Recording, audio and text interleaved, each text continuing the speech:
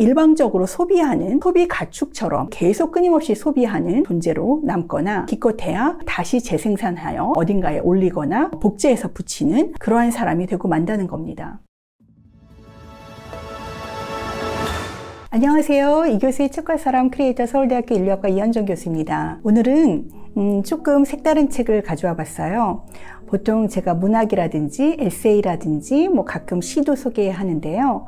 오늘은 사회과학적인 그렇지만 사실은 철학책인 그런 책을 가져와 봤습니다. 바로 한병철 선생님의 정보의 지배라는 책이고요. 이것은 철학책이고 한병철 선생님은 철학자이시지만 매우 사회과학적인 그런 내용을 담고 있다고도 할 수 있어요. 그래서 제가 아까 사회과학적인 철학책이라고 이렇게 소개를 드렸습니다. 여기에 부제에 보면은 디지털화와 민주주의의 위기라고 적혀져 있어요. 오늘날 여러분들이 이제 디지털화, 다시 말해서 SNS라든지 아니면 인터넷 여러 가지 정보라든지 이런 것에 대해서 아주 익숙하게 생활하고 계실 텐데요. 사실 얼마 전에 제가 그 추석 연휴 때 넷플릭스에 드라마를 하나 봤었어요. 셀러브리티라는 드라마였는데요. 그 드라마를 우연히 보게 됐는데 그 드라마를 보면서 사실 많은 것을 제가 또 배웠답니다. 오늘날 인스타그램을 통해서 어떻게 셀럽들이 만들어지는지, 그리고 셀럽들이 어떠한 생활을 하고 있고, 또 셀럽들이 자신들의 인기를 계속 유지하기 위해서 또 어떠한 행동을 하고 있고, 그 안에 거짓과 참이라는 것이 분명한 구분이 되지 않도록 끊임없이 거짓을 소통해내면서도 그것이 마치 참처럼 믿어지고, 많은 사람들이 종교적인 교주인 것처럼 그 셀럽들을 숭앙하고, 그리고 셀럽이 무언가를 이야기하면 그 셀럽들의 말을 또 진실로 받아들이면서 그걸 따르기 때문에 또 셀럽들은 그것을 통해서 돈을 많이 벌고, 심지어 공구를 통해서라든지 아니면은 자기 자신의 브랜드를 만들어서 돈을 번다든지, 그리고 그것이 또 실제 우리 현실 속에 있는 어떤 여러 가지 권력, 그것이 어떤 법의 어떤 그런 권력이라든지 아니면 돈을 가진 자본의 권력이라든지 이런 것하고는 또 어떻게 결탁되어 있는지 등등에 대해서 아주 잘 보여주는 드라마였는데요. 이 셀러브리티 드라마를 보면서 저는 정말 오늘날의 우리가 정보사회라고 일컫는 사회가 이전의 사회와는 아주 다른 성격을 가지고 있고, 그 사회의 성격에 대해서 우리가 좀 면밀하게 살펴볼 필요가 있다는 생각을 하게 되었습니다. 한병철 선생님은 이 책에서 정보체제라는 그런 말을 하고 계세요. 그러니까 정보체제는 이전에 이야기할 수 있는 규율체제와 구분되는 개념인데요. 그러면 규율체제와 정보체제가 어떻게 다른지를 잠깐 말씀드리도록 할게요. 우리가 자본주의가 시작되고 나서 이제 한동안의 기간 동안은 우리가 산업자본주의라고 이야기하고, 소위 말해서 공장에서 물건을 만들어내는 그런 시기라고 할 수 있겠죠. 그런데 오늘날의 시기는 우리가 그런 산업자본주의라고 말할 수가 없고, 어떤 정보를 통해서 끊임없이 정보를 생산하고 그러한 정보를 통해서 돈을 벌고 이윤을 챙기는 그런 사회이기 때문에 이 사회를 우리가 정보자본주의라고 그렇게 구별해서 부를 수가 있을 것 같습니다. 규율체제, 다시 말해서 산업자본주의의 세계에서는 몸을 감시하고 또 몸을 어떤 고분고분한 명령에 따를 수 있는 몸을 만드는 것이 그 자본주의의 목적이었어요. 다시 말해서 공장에서 어떤 물건을 만들 때 같은 속도로 쭉 돌아가는 컨베이어 벨트가 있다고 하면 그 속도에 맞춰서 물건을 계속 만들 수 있는 몸이라든지, 아니면은 학교에서 어떤 규율에 따라서 선생님의 말씀을 잘 듣는 어떤 그런 학생들을 만들어내거나, 아니면 공장에서도 그러한 관리자의 말을 잘 따르는 노동자들을 만들어내는 식의 규율이 굉장히 중요한 시기였다면, 정보자본주의 사회에서는 아주 좀 다른 형태의 그러한 몸이 만들어집니다.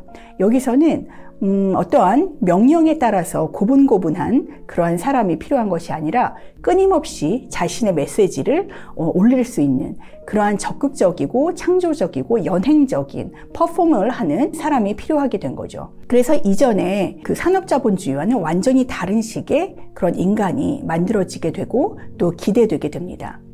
또 이 두 가지의 차이 중에 하나는 예전에 산업자본주의에서는 몸이라는 것이 정말 중요하게 돼서 우리가 소위 말하는 생명정치라는 이야기를 통해서 몸을 어떻게 규율하고 심지어는 내 몸이 어떠한 몸인지 스스로 감시하고 자기가 자기의 몸을 관리하는 그러한 체제 속에서 살아왔다면 이제 정보자본주의 사회에서는 몸이 더 이상 중요한 거라기보다는 심리가 더 중요해진다고 이야기를 합니다. 다시 말해서 내가 여러 정보 속에서 어떻게 내 심리를 그 조작을 받는지, 그리고 그러한 심리적인 작동에 의해서 내가 무언가를 소비를 할 수도 있고 내가 무언가가 어떤 정치적인 지도자를 따를 수도 있고 이러한 심리적인 정치가 더 중요하게 된다라고 이야기를 하죠. 이처럼 규율체제와 정보체제, 다시 말해서 산업자본주의적인 그러한 체제와 정보자본주의 체제의 그러한 차이점에 대해서 한병철 선생님은 앞부분에서 논의를 하고 있습니다. 유튜브와 인스타그램에서 활동하는 인플루언서들도 신자유주의 권력 기술을 내면화했다.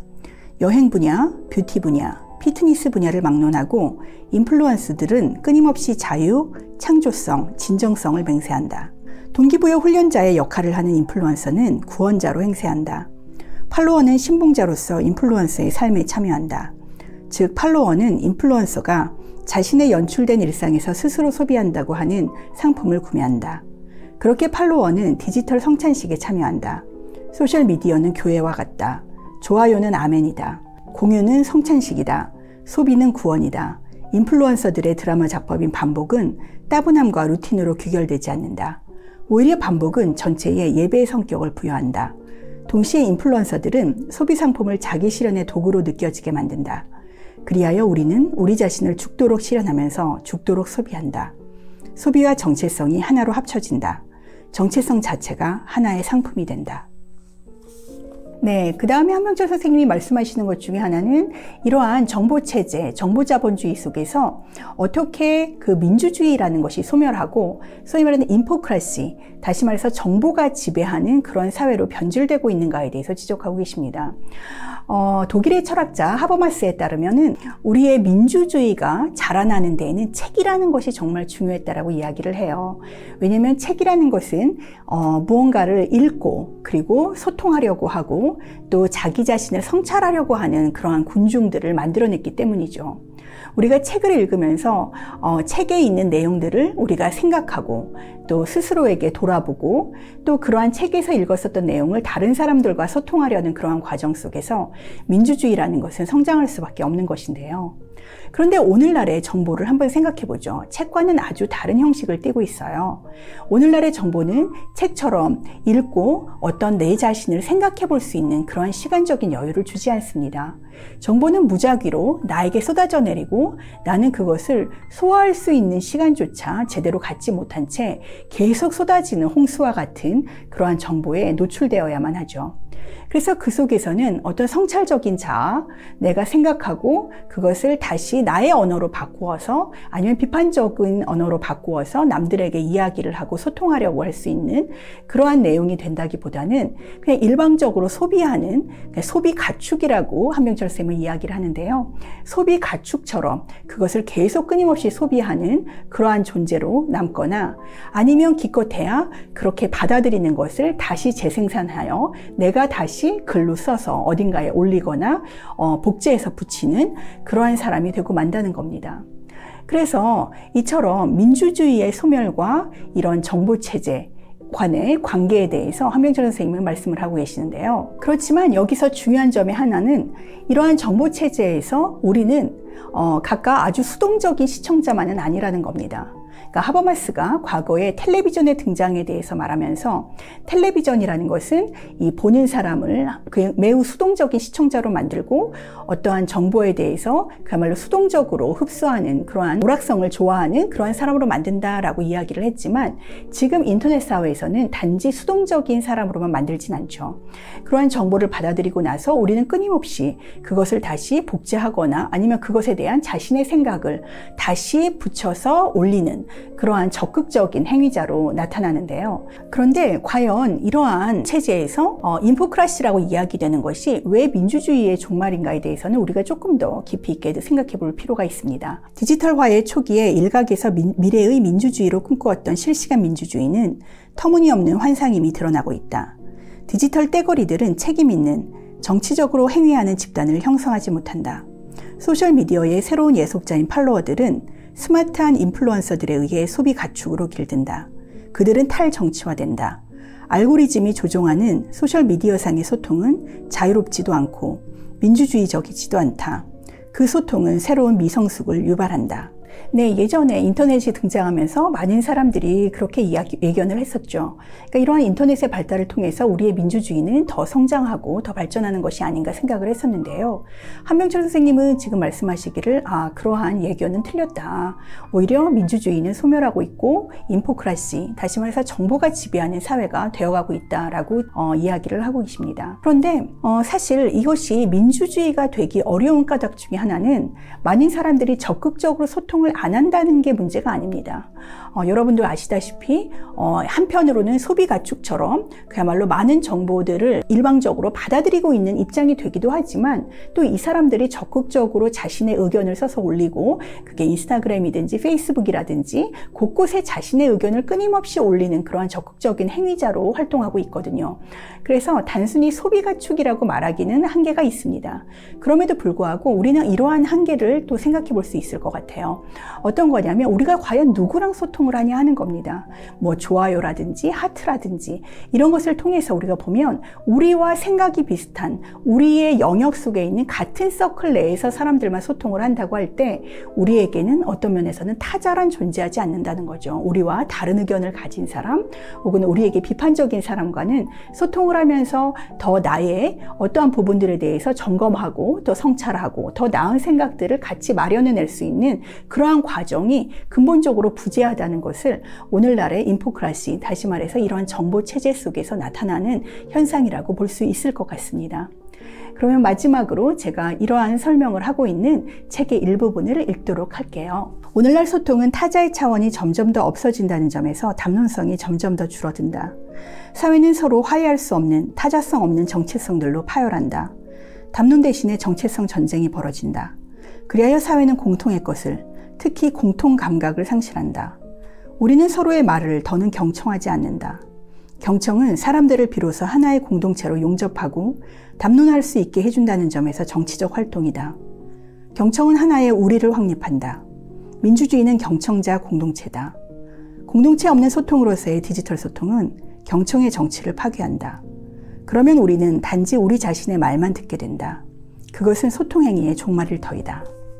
네, 그래서 지금 한명철 선생님 말씀하시는 것처럼 중요한 것은 우리가 인포크라시의 사회 속에서 어떻게 타자와의 만남을 가로막히고 있고, 그리고 타자와의 만남을 가로막힘 속에서 우리는 우리와 다른 의견을 경청할 수가 없고, 우리와 다른 의견을 경청할 수 없음 속에서 우리는 결국은 우리 자신의 생각 속에 계속 매몰되거나 우리와 비슷한 생각을 하는 사람 속에 사실은 어떤 부족 집단을 이루어서 그 서클 안에서만 활동하는 사람이 되고 있다는 거죠.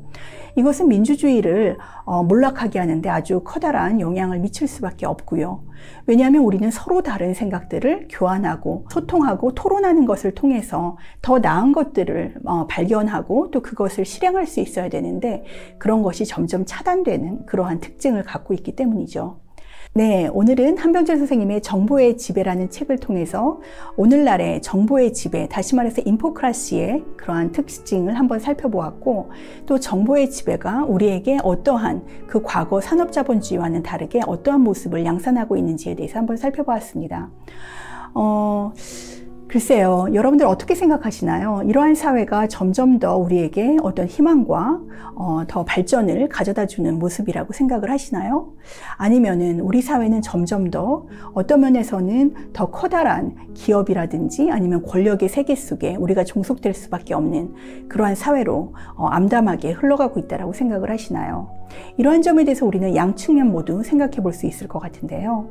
오늘 여러분들이 내용을 보시고 정보체제가 과거의 규율체제와는 어떠한 다른 점이 있는지, 그리고 또 오늘날의 민주주의가 어떻게 쇠락하고 있는 특징을 가지고 있는지 인포크라시라는 개념을 통해서 살펴보신 것을 좀 기억하시면서 우리가 좀 더 다른 의견, 그리고 다른 사람들의 말에 대해서 경청할 수 있고 소통할 수 있는 그러한 것을 어떻게 만들어낼 수 있는지에 대해서도 한번 생각해 보시면 좋을 것 같습니다.